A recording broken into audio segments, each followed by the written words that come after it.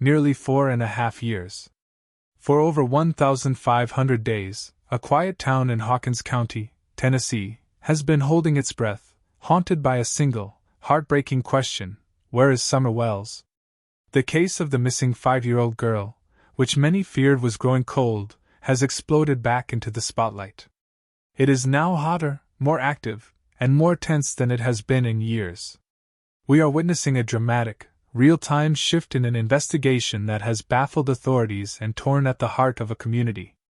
If you want to follow every single update, every clue, and every break in this case as it happens, you need to be subscribed. Hit that like button and ring the notification bell.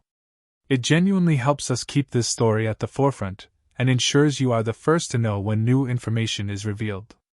What has happened in the last few weeks is not just another lead, it's something more significant. It is a seismic event in the long and painful search for Summer. The entire geography of this mystery has been redrawn. For years, the epicenter was the Wells family home on Ben Hill Road. It was the place from which Summer was reported missing on a warm June evening in 2021. The image of that small, white house, surrounded by dense woodland, became the symbol of this tragedy. But now, look at the map. Trace your finger 9.5 miles away to Van Hill Road. This is where the story has violently and decisively pivoted. The focus of the entire investigation has landed on a sprawling, 27-acre property belonging to a man named Paul Hill. This was not a routine knock on the door. This was not a casual look around. This was a major, coordinated operation. The site that unfolded was one of immense purpose and gravity. Vehicles from the Tennessee Bureau of Investigation, the Hawkins County Sheriff's Office, and most significantly, the Federal Bureau of Investigation. The presence of the FBI is the key detail that separates this event from the many searches that have come before. The FBI does not mobilize its resources for a hunch. They act on intelligence. They move on information that is specific, credible, and compelling. Sources close to the investigation have described the tip that led them to Van Hill Road as very credible. These two words carry immense weight. This suggests that someone, somewhere, provided information so convincing, so detailed, that it led investigators to believe they might finally find a piece of tangible evidence. What could this information be? Was it a confession, overheard and finally reported after years of silence? Was it a piece of the puzzle derived from a new analysis of old cell phone data, creating a digital footprint that pointed to this location? Or was it something else entirely, a memory that finally surfaced, a detail that suddenly made sense?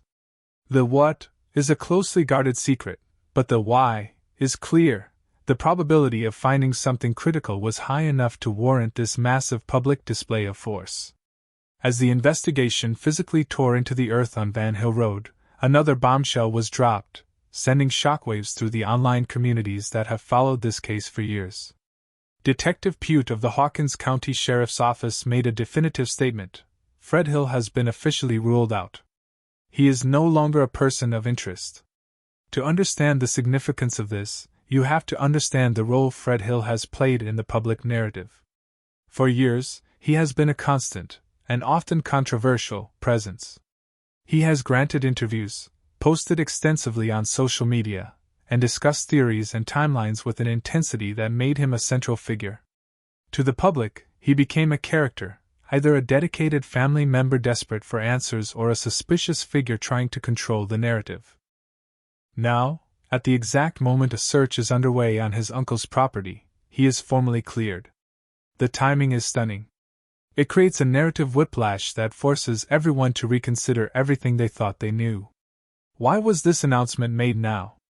Was it a strategic move by law enforcement, a way to narrow the public focus and signal that they are moving in a new direction? Did the very information that led them to Van Hill Road also contain proof that cleared Fred Hill of any involvement? His sudden exoneration is as telling as the search itself. It tells us that investigators are confident in where they should not be looking, which allows them to focus their resources with laser-like precision on where they should. This development has ignited a firestorm online. The court of public opinion is in a frenzied session, and the verdicts are deeply divided. The comments sections and social media platforms are a battlefield of theories and emotions. One user writes, "So they rule out Fred right as they search his uncle's property? That's not a coincidence. That's a strategy. They know something and are closing in." This perspective sees the clearance as a tactical move, a sign that law enforcement is playing a deeper game. Another commenter pushes back. "I always said Fred was just a grieving family member trying to help. People are too quick to judge. Leave the man alone, he's been through enough." This camp views the announcement as long overdue justice for a man wrongly scrutinized. A third, more skeptical voice adds, "Ruled out? Or just not enough to charge? There's a big difference. Why was he so vocal all this time? Was it a genuine desire to help, or was it a performance?" The silence from the parents is deafening. This last point highlights the other profound shift that has occurred. With the investigation reaching what appears to be a critical climax, the two people at the very heart of this tragedy, Summer's parents, Candace and Don Wells, have fallen into a deep and noticeable public silence. Contrast this with the early days of the investigation. Then, they were the face of unimaginable grief. Their pleas for their daughter's return were raw, emotional, and public. They were on camera, their voices cracking, begging for anyone with information to come forward.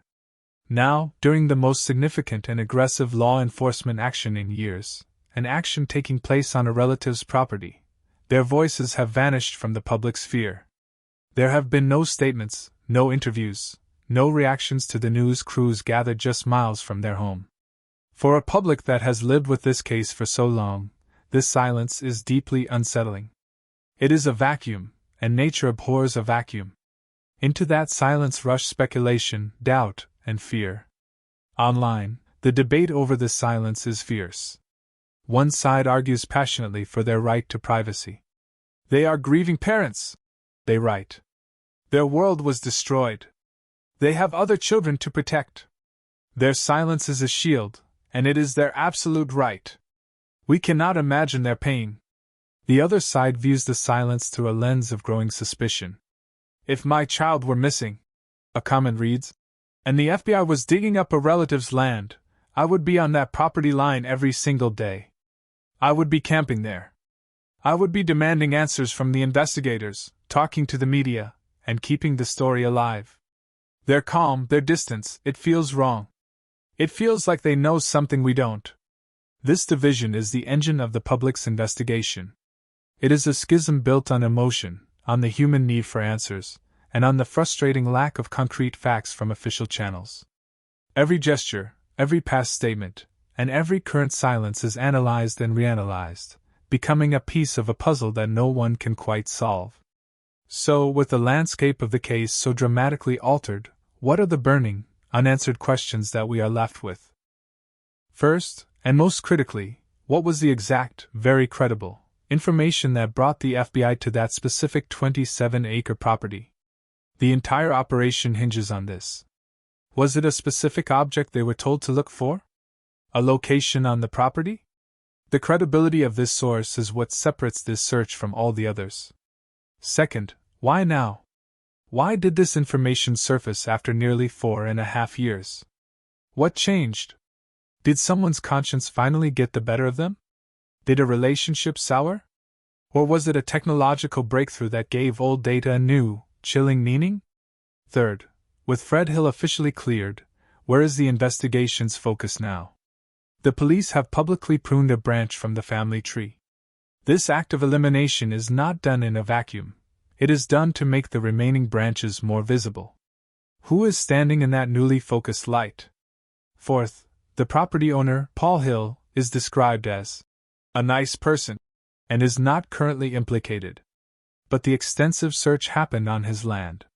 What is the connection, however indirect, between him, his property, or his acquaintances, and the disappearance of Summer Wells? Is he a person of interest, or is his land merely a suspected dumping ground for someone else? And finally, the most agonizing and personal question of all, what does the profound and ongoing silence from Candace and Don Wells truly signify? Is it the quiet of a grief so profound it has rendered them unable to speak? Is it the silence of people following strict legal advice, told to say nothing that could be misconstrued? Or is it the silence of something else, a knowledge of what might be found, and a fear of what it means? These are not just questions we are asking. These are the questions that investigators are grappling with in their command posts and field offices. The search on Van Hill Road was a physical attempt to answer them. Every square foot of ground that was scanned, every shovel of dirt that was turned, was a direct response to one of these haunting uncertainties. And now, as the dust settles on the property, new, unconfirmed reports have begun to trickle out from sources close to the investigation. The word is that the search may have yielded something. Officials are being tight-lipped, but the rumor is that it was not a body, but an item, or a collection of items, deemed significant enough to be carefully collected, bagged, and sent to a federal forensic lab for analysis. What could this potential evidence be? A piece of clothing that matches what Summer was wearing? A child's toy? A tool? Or perhaps something more subtle, like fibers or biological material that could place a key figure at that remote location during a critical window of time years ago? This single possibility, this rumored discovery, has the power to change everything. It suggests a different story from the one the public has been told for years. It hints at a narrative that has been hidden, buried in the earth, waiting for the right tip, the right technology, the right moment to be unearthed. It is a story that someone, somewhere, does not want told. If this evidence is what some sources hint it could be, the entire foundation of the Summer Wells case will be shattered and rebuilt. The official timeline will be rewritten. The list of persons of interest will be torn up and reassembled with new, and likely shocking, names at the top.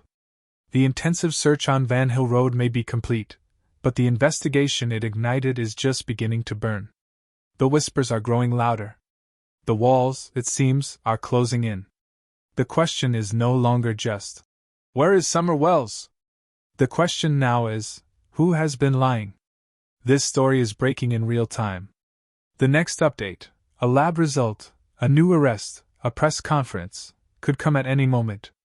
We are committed to being here, tracking every detail, analyzing every statement, and following this path to the truth, wherever it leads.